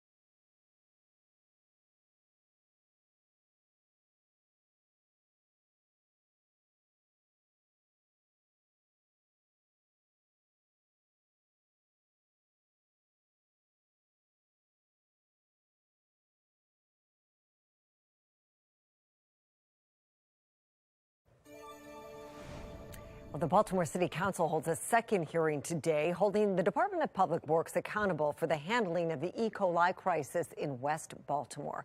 The council is demanding answers from DPW on why the public wasn't informed sooner about the possible health risk and where that contamination came from. Fox 45's Maxine Stryker joins us live with more on that hearing. Maxine? Well, Kai, DPW does believe that several factors played a role into this E. coli contamination, but basically are chalking it up to the city's aging infrastructure. As far as that communication breakdown, not a lot of answers for the council today as to why it took so long to inform the West Baltimore community about the contamination in their water. Labor Day, West Baltimore residents were alerted to E. coli in their water, and now the Department of Public Works and City Council have been working to get to the bottom of the crisis. At a second hearing Thursday, DPW explained to the council they may finally have an idea of where the contamination came from. What this shows is that there are multiple factors that came together to create a scenario that likely contributed to the contamination in the area of impact. The large mains being out of service was the root cause, the Kirk Avenue valve repair, and the sinkhole on North Avenue. It was those problems compromising the water line that they say led DPW to shut off the Vernon pump station, reverting supply from the area of impact to Lake Ashburton, lowering the chlorine levels in the water. To recap, a series of DPW-related events and the decisions made by DPW to correct those events led to the contamination. Is that correct, Director? It was a result of aging infrastructure, something that this city and all cities that are aged are dealing with. I wouldn't say it was a public works issue. It's a Mother Nature issue. The other reason for Thursday's hearing was to better understand the communication failures that occurred and why the public wasn't informed sooner about the E. coli, and when they were told about it, why it was only on Twitter and Nextdoor. Is there anybody from the communications department here? No. Is there a reason why? No, how many people work in the communications department? We have 3 individuals. 3 people. And none of the 3 were available to come to the hearing? Our goal today was to really show root cause, but we can get that information to you as soon as possible. Councilman Yitchi Schleifer questioned why DPW's communication department couldn't be made available for the hearings, and if they could be in the future. Well, this whole situation was a failure of communications. So had the communications department properly communicated to the public immediately and done so in the way that they do on many other things, we wouldn't have been here today. Schleifer was told the communications team wouldn't come to a hearing and that the director could answer all the questions. I mean, something does not add up. Why wouldn't the people who were so active and involved in this situation from the start, and also all the communication to the public, why they wouldn't be here is really mind-boggling. Yolanda Winkler, she is the chief of DPW's communication department. We did reach out to her directly to see if she had been invited to either of these hearings, and we are waiting to hear back. Live in Baltimore, Maxine Stryker, Fox 45 News. The hardest part to me is waking up every day, not hearing anything from the city, and every month when that mortgage come out. Well, imagine paying for a property that simply no longer exists. Quentin Bell knows this, and he's among those who lost their homes after a massive sinkhole formed along North Avenue. That's right. And about 3 months later, construction crews are still repairing the roadway. Not their homes, but the roadway. Fox 45's Rebecca Pryor speaking with homeowners who are still searching for answers. And Rebecca, do we know who is responsible for reimbursing these residents if they're still paying mortgages on homes that aren't even there? I know, it's ridiculous, Mary. We tried tracking it down all day today. Unfortunately, the answer for who or if they will be reimbursed, it's still unclear. But as you can see, the homeowners that used to live here and the ones that still do have homes up, if you want to pan to the left, they won't be moving back in anytime soon. And that's because both sides of the roadway, they remain shut down. And I'm told this construction, all this construction here, it's going to be ongoing for at least the next month or so. In the meantime, homeowners, they tell me that they feel like their calls to the city for help are falling through the cracks. I spoke with Quentin Bell today. He lived in one of the 3 homes that have been destroyed. He says his insurance denied his reimbursement claim, telling him the city is at fault for building on top of aging infrastructure. So we already know the cause of this collapse was a 115-year-old storm drain caving in after a heavy rain. Bell tried reaching out to a city council member, Robert Stokes, but never heard back. Regardless, Bell thinks that the city should be calling him. In my eyes, I shouldn't have to reach out to someone that I didn't cause this problem. Now, if it was my fault, oh, trust and believe, it would be a problem. But when it's on the city, you don't hear nothing. And it just, to me, it seems like they're just dragging their feet, and that's not right. So today I also reached out to DPW for answers. They told me they were simply in charge of repairs, not reimbursing homeowners. They then told me to ask the mayor's office for help. I did, but as of news time tonight, no response from him. Bell's lawyer says it's now a waiting game to find out if the city plans on ever paying up. Some of the things lost, though, they were priceless, you guys. Bell, he tells me the things that he really misses are photographs, his wife's wedding dress, and gifts from loved ones that are no longer here. I know. That is totally heartbreaking. We are feeling for Quentin. I'm not sure the insurance company and their excuse makes any sense, because really all homes in Baltimore City are on aging infrastructure if they're old. So clearly hardest on homeowners, but we know, looking behind you, traffic is also being impacted. Do we have any updates on when this section of North Avenue will reopen to drivers? Yeah, I do, Mary. I talked to some of the construction workers today. They said that they're hoping to get eastbound traffic, one lane at least, opened up by next Wednesday. So that's good news. Both sides of the road they're hoping to have opened up sometime in November. Reporting live in Baltimore, Rebecca Pryor, Fox 45 News. All right, Rebecca, thank you. While City State's Attorney Marilyn Mosby's office waits for the results of some DNA testing to decide what's next in the Adnan Syed case, the family of Heyman Lee is taking action. They're filing an appeal. Fox 45's Mackenzie Frost spoke with Lee's family attorney and joins us live right now with their latest move in court. Mackenzie.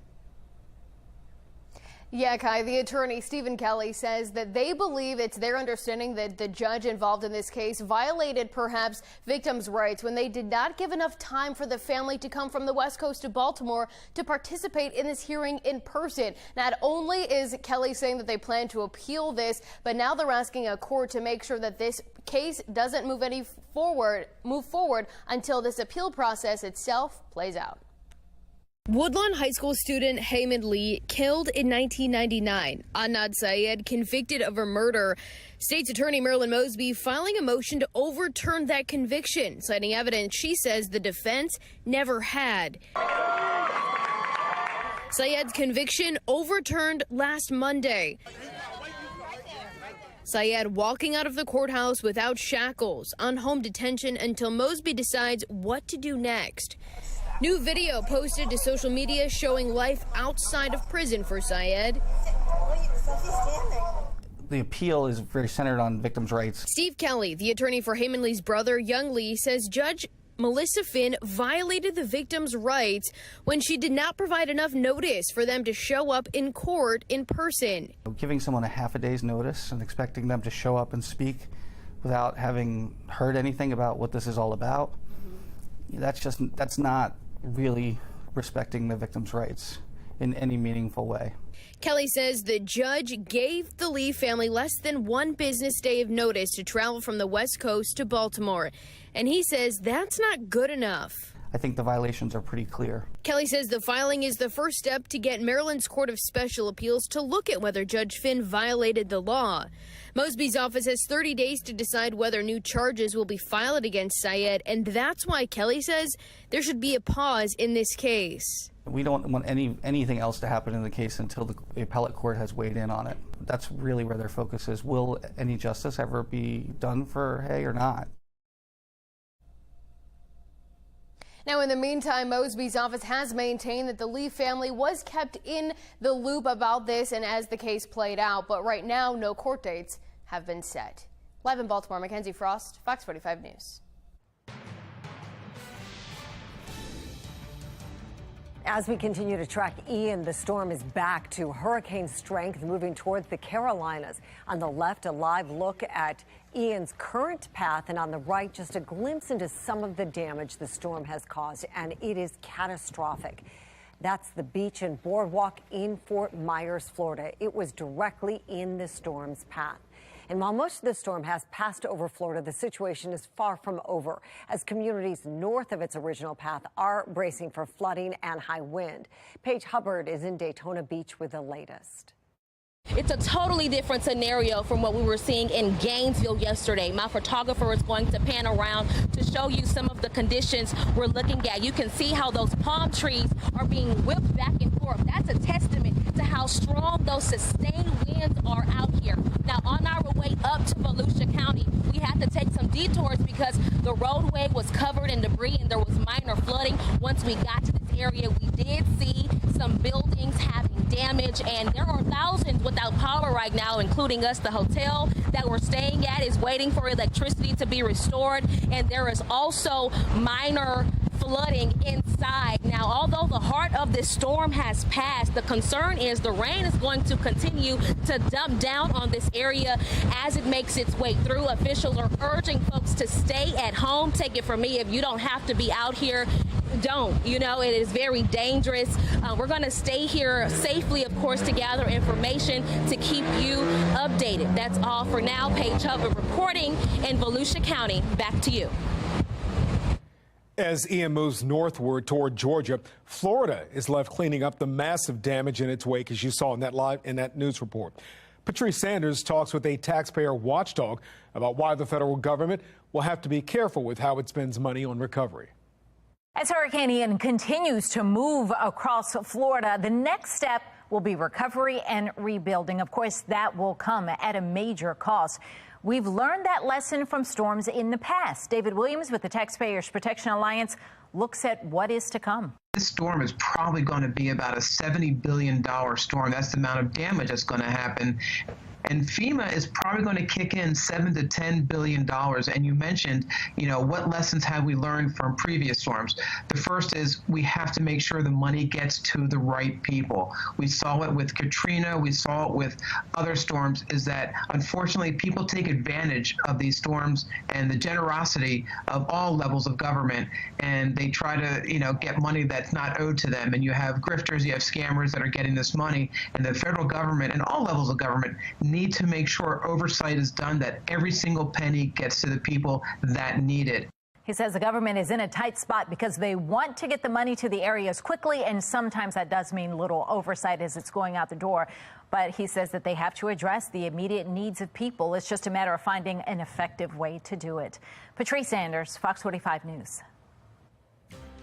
A university in California funding pro-choice student films, why some are taking issue with the school's grant program.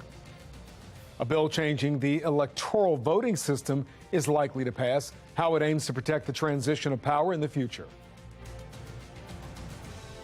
And our rain chances are about to go up as I'm tracking what's left of Ian as it actually heads our direction just in time for the weekend. I'll explain when we have our highest chance for some heavy rain in just a couple of minutes on Fox 45 News at 5.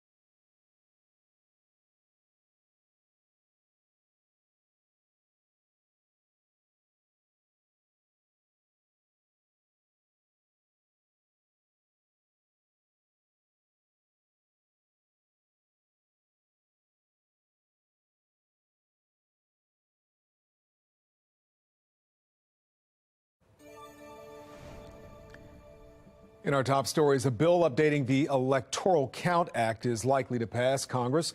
The proposed changes would make it harder to overturn a certified presidential election. Now, it clarifies the vice president's lack of power to accept or reject electors, a direct response to former President Trump's attacks on Mike Pence. It also raises the threshold for lawmakers to object to Electoral College votes. The bill has bipartisan support in the House and Senate. A court is set to make a decision on the future of the DACA program, which has allowed more than 600,000 children of migrants to live and work in the United States. The conservative panel of judges will likely rule DACA is illegal. The White House is expected to appeal that ruling. The Biden administration is preparing to take executive action to protect the Dreamers from deportation, but has few options to do so. Usually, a grant to fund a college filmmaking project flies under the radar, but that's not the case at a California university. Angela Brown of the National Desk explains.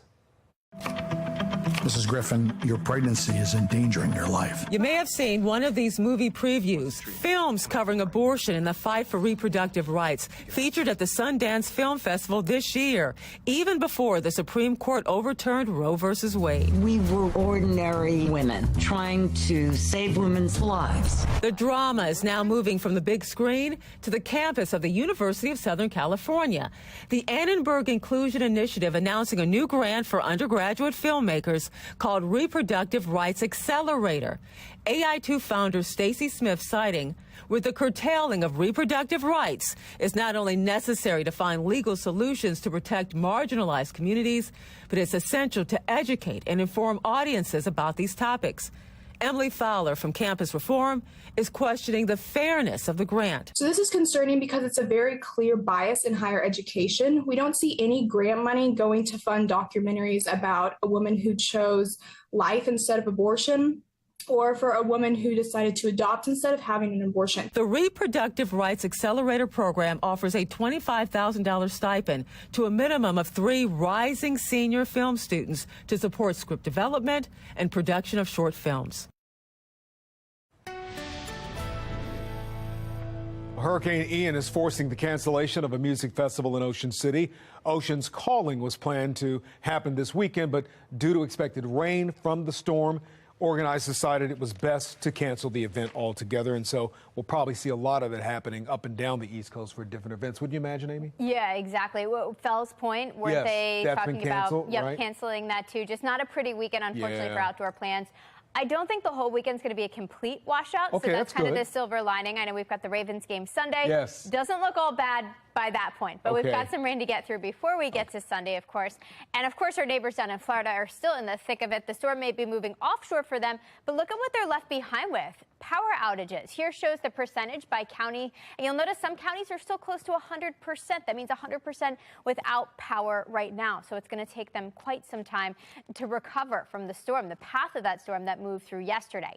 And that storm has now emerged on the other side of Florida, actually back out in the Atlantic, where it's now back up to hurricane status. And it's going to stay that way before making another landfall in South Carolina near Charleston as we get into the afternoon tomorrow. So that's what we're watching next. Closer to home, we're looking pretty. Looking down at Towson right now. Don't see any pretty fall colors just yet in the trees. Still a lot of green out there, but it feels like fall. We are hanging out in the mid and upper 60s to near 70 right now. Feels really refreshing out there. And we stay dry for the next 24 hours, but I think around this time tomorrow, yeah, the rain's going to be moving back in. And that's the rain associated with what's left of Ian by the time it heads our direction. So we are dry tomorrow morning, dry up through 4 o'clock, but after that, here comes the rain pushing in from the south, taking over our area tomorrow evening, right in time for dinner plans. And then some really steady stuff moves through overnight Friday into early Saturday morning. Saturday morning does not look pretty. At this point, I think outdoor activities will be canceled. If you have any sporting events with your kids, I would plan on them being washed out Saturday morning. By the afternoon, though, we see a gradual improvement. Still some on and off showers. It's far from completely dry, but I don't think we're tracking that heavier rain at that point. And same for the second half of the weekend on Sunday, just some lingering showers as we get closer and closer to kickoff at M&T Bank Stadium. Here's a look at how much rain we're expecting. Locally, I think at least an inch in most spots. 1 inch to 2 inches is what we're expecting locally. At the bottom of the screen, though, see that yellow down there? I think more expected as you travel further south and then along the coast. Some more rainfall expected there, too, from this system. That means tomorrow's the day. If you want to get your pumpkin this weekend, I'd do it Friday because that's the driest day out of the next 3, at least up until Friday evening. At that point, that's when we are tracking some showers pushing in, and the rest of the weekend just doesn't look great for any outdoor activities. And if that includes heading to the pumpkin patch, I'd hold off on Saturday. Sunday, you might be able to squeeze it in because at that point, I am just tracking some more on and off showers. And it's not really until next week that we dry things out, welcome back the sunshine, and see our high temperatures warm back to near 70. Now, in just a couple of minutes, we'll take a closer look at this weekend forecast, a more detailed look at it hour by hour. Kai? Amy, thank you. Coming up on Fox 45 News at 6 o'clock, Johns Hopkins hears public comment after last week's private police forum ended in protest. Why they think the meeting will be more peaceful this time around. And Ronnie Stanley was a full participant in practice for the second day. What the All-Pro left tackle is saying about his status.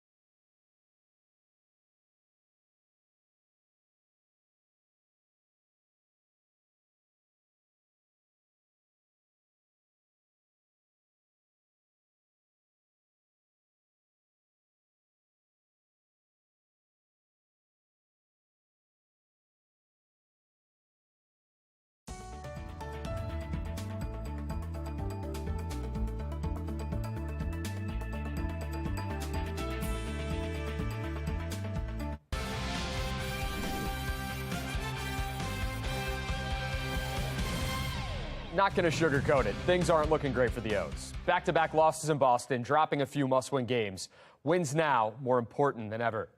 Birds wrapping up the season series with the Sox, looking to get back in the win column. Adley Rutschman with a double, because why not? 33rd double of the year, passes Cal Ripken Jr. for the most doubles all-time for an O's rookie. This dude can play. Kyle Stowers tied it in the 7th with a homer. J.D. Martinez hit the go-ahead homer in the 8th. O's fall 5-3. They're 5 games back at that final wildcard spot. Ravens nose tackle Michael Pierce has elected to undergo season-ending surgery for a torn bicep suffered in Sunday's game. As a result, the team has placed him on injured reserve. Through 3 games, Pierce had registered 6 tackles and a forced fumble. It's a pretty tough loss. While Pierce heads to IR, Ronnie Stanley told reporters following Ravens practice that this could very possibly be the week that he makes his return. As Stanley continues to work his way back from that ankle injury, offensive coordinator Greg Roman had some high praise. I really think he's made some great strides. He's out there, looks explosive. I mean, everybody's joking with him that he's got fresh legs, you know. But he's really looking explosive, as good as I've seen him look. You know, he hadn't played ball in about 2 years, though, so there'll be definitely an acclimation period for him, which we're going through now. Coming up tonight, after getting snubbed for AFC Offensive Player of the Week, Lamar Jackson, he did one better. Plus the AL wildcard picture for the O's with 6 to play when Sports Unlimited returns. All right, Rocco, thank you. Let's get one final check of our weather with meteorologist Amy Aronson. Amy? Yeah, let's talk about that wet weather maker coming in just in time for the weekend. This is going to be what's left of Ian. So we are dry most of the daylight hours tomorrow, but then I am tracking rain by the evening. Comes with some cooler temperatures. Not only is it going to be rainy on Saturday, it's going to be breezy and just not a pretty day. Feeling very cool with temperatures in the mid-60s. And then this pattern continues into Sunday with on and off showers and highs in the upper 60s. This means if your Sunday plans take you out to M&T Bank Stadium, just plan accordingly. I'd have a nice warm rain jacket ready for the game because we are going to be dodging the on and off showers throughout it. Plus, it's going to be cooler with a slight breeze coming in from the north. So temperatures will be hanging out in the much cooler mid-60s, and that's going to take us all the way through game's end. Kai? Amy, thank you. Coming up on Fox 45 News at 6, new information on a shooting at Mondawmin Transit Station right outside of Mondawmin Mall. What police are saying about the suspects.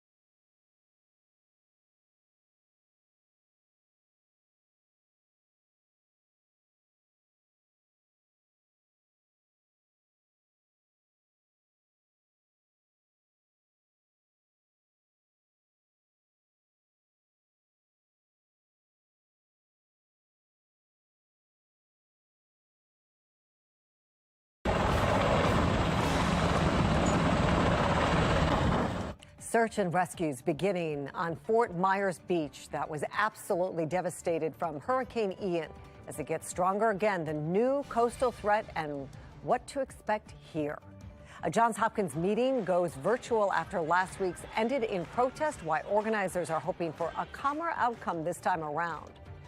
And the Baltimore Department of Public Works back in the spotlight for its sluggish handling of the E. coli crisis. But questioning from the city council is being met with excuses. Live From WBFF in Baltimore, this is Fox 45 News at 6. Good evening, everybody. I'm Mary Bubalo. We have a lot to bring you tonight. Meetings on two controversial issues in Baltimore City and Baltimore County. And Ian is once again a hurricane as it makes its way up the East Coast. But we begin with some breaking news. We now know two juveniles on a bus at the Mondawmin Transit Station got into an argument before one pulled a gun. A wounded young person was taken to the hospital. They are expected to be okay. Police do say they have the other young person in custody right now. And more breaking news. Republican gubernatorial candidate Dan Cox's appeal of a decision allowing mail-in votes to begin being counted as early as Saturday was denied by the State Court of Special Appeals. Maryland previously had to wait until after Election Day to open those ballots. We've reached out to the Cox campaign to see if they will appeal to the state's highest court.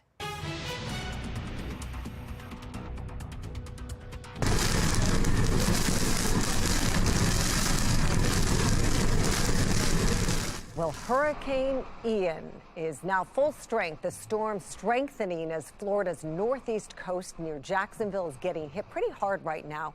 Its sights now set on South Carolina. On Florida's southwest coast, it is now time to assess all that damage.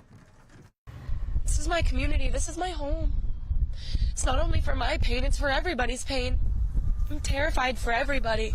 It's not only all our trailers, it's half of Cape Coral, it's half of everywhere. Some incredible pictures coming in from the storm. Top left, we see boats piled up on the shoreline in Fort Myers by the storm surge. Look at all that damage. Top right, also in Fort Myers, a boat actually lodged between two apartment buildings. Plenty of property in the water and on land was destroyed. Bottom left, the only road in and out of Sanibel Island is impassable. The causeway ripped apart is stranding residents who stayed in heavily damaged homes. And on the bottom right, we are tracking the path of Ian as it is once again classified as a hurricane. Let's bring in meteorologist Amy Aronson. Amy, obviously such a devastating scene in Florida. And we, of course, are prepping a little bit for hurricane here.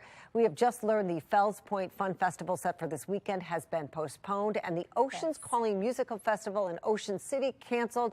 What should we expect as Ian makes its way north? Yeah, and I think that's going to be the trend, Mary. Cancellations due to what's headed our direction. Of course, it's not going to be as strong by the time it reaches us. First, it's actually headed towards the Carolinas as a Category 1 hurricane. Now it's up to max sustained winds of 75 miles an hour. And if we take a look at the updated track from the National Hurricane Center, hurricane warnings are posted there, and in anticipation of it, it's coming Friday afternoon. That's when landfall is expected there. And then it weakens to a remnant low, and then the moisture is going to spread our direction as early as tomorrow night. So here's what we're up against this weekend. Rain arrives tomorrow evening. The heaviest rain will come through overnight Friday, lingering into Saturday with 1 to 3 inches expected. And then we could also see some gusty winds with winds gusting up to 20-30 miles an hour. Coming up in about 15 minutes, I'll break it down for you hour by hour and let you know exactly when we are expecting the heaviest and what it means for your weekend plans. Mary? Thanks. Coming up in about 10 minutes, we'll have a report from Fort Myers as cleanup is underway. We'll also have information on how you can help Florida's recovery effort if you would like to donate. As you can imagine, a lot of people are expressing what they're seeing and hearing on social media right now happening down in Florida, and it is quite devastating. Let's take a look at some of the video coming in right now. This was interesting here. Hurricane Ian update, Lake Eola floods, Orlando swans unbothered. Look at the height of the water, though, in that particular area. This is a scene in so many places here. Our own Megan Gillen down in the Tampa area. Megan saying a neighbor just shared this video with us, showing the moment a giant tree, and there it is on your screen, folks, came crashing down on a truck. That's in the Tampa area. Here, just hundreds of utility trucks on standby, ready to restore power. But we talked about this earlier. They can't restore power when buildings don't exist. That's going to be a problem. And this one really, Mary and I was really amazed by this one. Somebody out here getting pictures of lightning. And Amy would tell you, if you can just hear thunder, let alone see lightning, you're too close. This could be very dangerous to somebody. The most scariest moment of Hurricane Ian, I'm sure it was, but we want people to be safe. Mary? Kai, thank you. We're following two meetings on a pair of contentious issues in Baltimore City and Baltimore County. Jeff Abel monitoring a Johns Hopkins town hall on a proposed private police force. But we begin with Riel Creighton and questions facing Baltimore County public schools. Riel? Mary, that meeting is set to begin here in just the next few minutes. It's inside this building at the American Legion, and they are expecting a very big crowd for this. And the topic is going to be exclusively about issues that parents believe are happening inside of Baltimore County public schools, everything from transportation to school lunches. But one we've heard a whole lot about, and that is the violence. Widely shared videos like these filled social media platforms for most of the last school year, showing all-out brawls in both Baltimore County high schools and even several middle schools. We heard from many angry and outraged parents who were demanding that the district do something to contain what they saw as rising violence in the schools. Well, the district did implement some new policies regarding discipline and support mitigation services for students, but Darren Badillo, a former candidate for county executive who has been in some ways leading the calls for more action from the district, told us last night that he has not seen enough being done. It seems like we're doing the bare minimum for our children as far as educating them, keeping them safe, and feeding them. That's a problem. Now, Badillo has been in large part helping to coordinate this town hall tonight. He says he expects this to be an open forum for parents to discuss any issues that they may be having. The meeting is expected to get underway in just a few minutes here at 6:15 tonight. They invited every member, they say, of the school board and the superintendent to attend. Reporting in Dundalk tonight, Riel Creighton, Fox 45 News.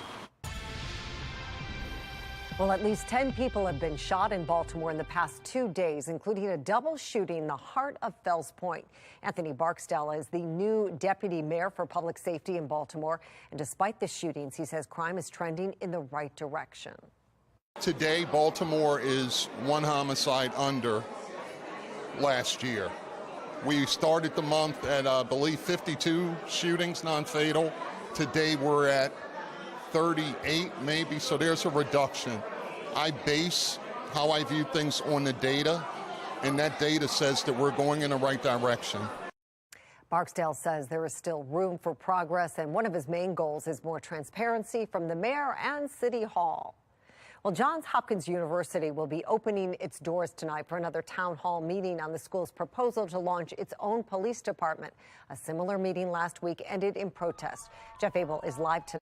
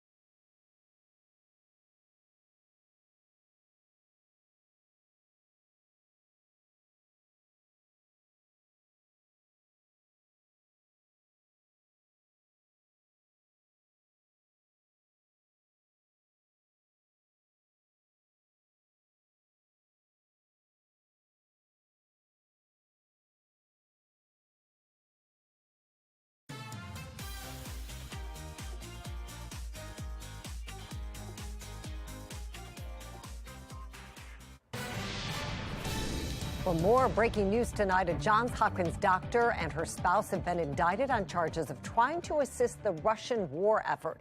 Investigators say Dr. Anna Gabrielin and Jamie Lee Henry attempted to give private health information of government employees to the Russians.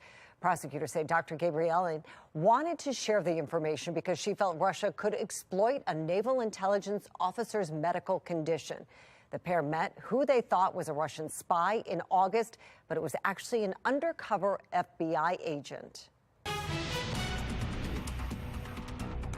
Well, taking a live look at towns near St. Petersburg and Clearwater, Florida, as Hurricane Ian begins to make its way up the Atlantic coast, leaving a trail of flooding and damage. Amy Aronson is standing by to track how Ian could affect our area in coming days. But we begin in Fort Myers, where Stephen Quinn is on scene with a look at the long road to recovery.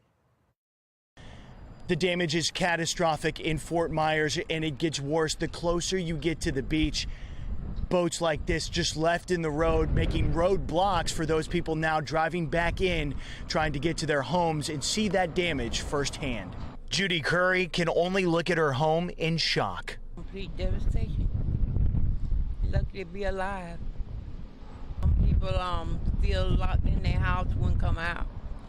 They had boats going in the streets. The death toll from Hurricane Ian is uncertain, but public officials in Florida have braced the people here for the worst. In Fort Myers Beach, Hurricane Ian's storm surge was so strong it tossed boats like they were toys. I actually have a big catamaran, a motorboat in the middle of my pool right now. This beach community hardly recognizable to the people who live here and called it home. I'm crushed. I mean, it's sad.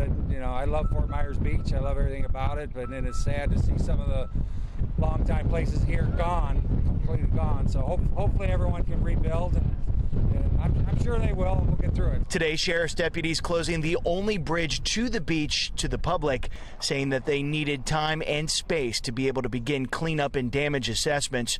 Overhead, Coast Guard crews run rescue operations to nearby Sanibel Island, which is cut off from the mainland.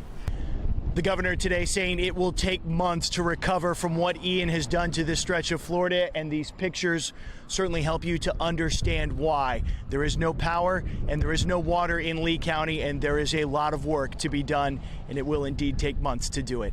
In Fort Myers, Florida, Stephen Quinn reporting.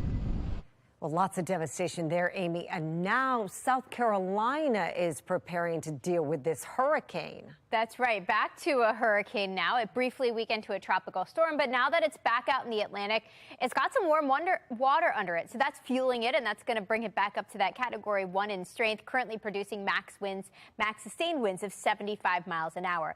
And it is currently traveling north-northeastward at 10 miles an hour, but it's going to curve around here to the northwest, and then that's going to bring it and usher it actually into South Carolina. In preparation for that, they've got hurricane warnings already posted for the coast of South Carolina and North Carolina in advance of that storm. So hurricane force winds there, along with some very heavy rain and flooding expected, actually. Future scan shows the movement of this system wrapping back into South Carolina first, and then this moisture kind of spreads out and heads our direction as early as 6 o'clock tomorrow evening. So the time has been sped up a little bit.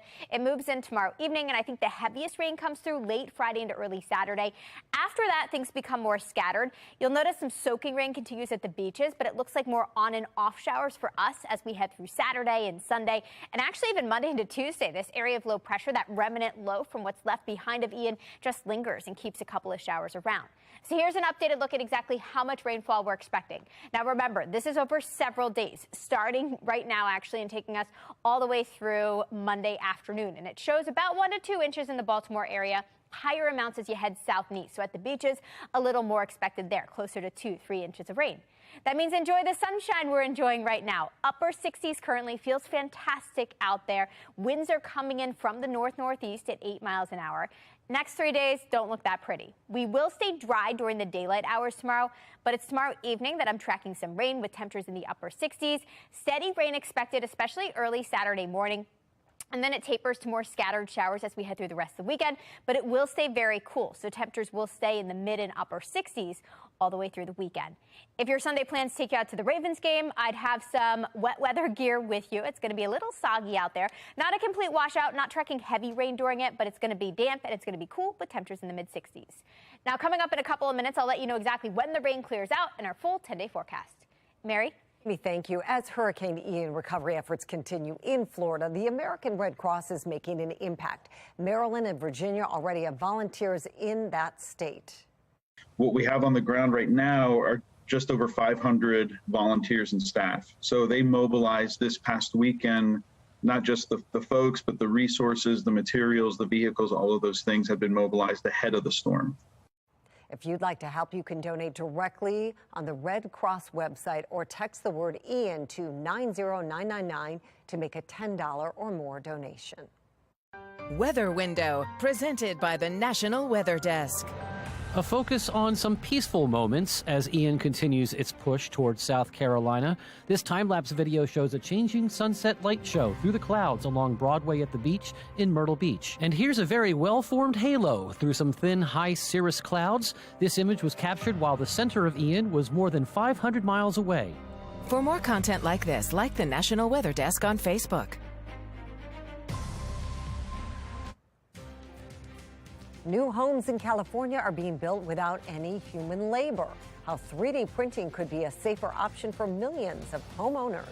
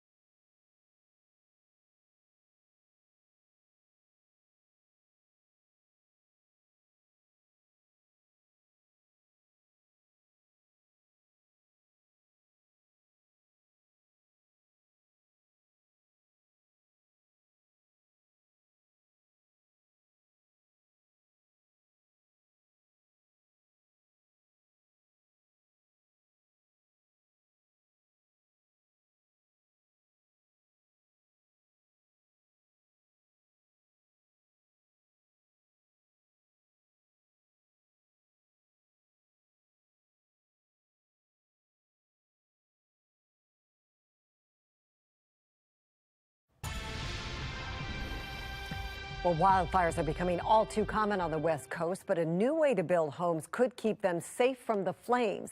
And tonight's Assignment America, Sam Chimenti from our Sinclair sister station in Redding, California, takes us through the science. There it is, the first concrete to be poured on a three-dimensional home being, don't say built, being printed for a caretaker's home at Enterprise Park in Redding. And the CEO of Emergent 3D, Donna Jamian, could not be more excited. Oh my gosh. So for about 3 years, I've been talking about what we're gonna do and what's gonna happen and what is possible. Finally this week, I could start saying what we are doing and what has been done. So this is a big day for us. Workers tested the materials and did a dry run before it was time for the real thing. A temporary structure of European-sourced equipment is erected around the home site. The printer is set up and the actual printing begins, cutting down on the number of workers needed. What would take a full crew reduced to a few tech-savvy workers controlling the printer by computer. We actually take the material and we mix it up. We formulate and mix it up ourselves. When we get the consistency just right, we pump it through the machine and it works its way through the hoses that you see here and all the way down to the print head, and the print head is controlled by the computer, which tells it exactly where the walls are, and it just lays out extruded layers of concrete that are 2 inches wide by 1.5 inches tall. And it'll do one layer of every wall, and then another layer, and then another layer until it builds it up to 8 feet high. We are tracking a very wet weather maker in our 10-day forecast. Looking ahead to the rest of the week shows showers arrive tomorrow evening, and then it's going to be a washout of a weekend, at least to begin. Pretty rainy to get things started Saturday and breezy, and then tapering to on and off showers on Sunday, lingering Monday and Tuesday. But after that, I think we've got some drier days ahead of us. We'll welcome back some sunshine for the second half of the week. Plus, we've got a really nice stretch of fall-like temperatures coming up with highs in the low 70s. Mary? Amy, thank you. Well, finally, tonight, Hurricane Ian's rescue efforts are extending beyond humans. Check this out. The Tampa Police Department, they rescued a kitten in the middle of a flooded avenue. The kitten was taken to a nearby clinic, and officers found her a new, loving family within an hour. Her new name? Stormy, of course. She's adorable. Well, that's all for Fox 45 News at 6. Family Feud's up next. We'll see you back here for the news at 10 tonight. Thank you for watching. Have a great night.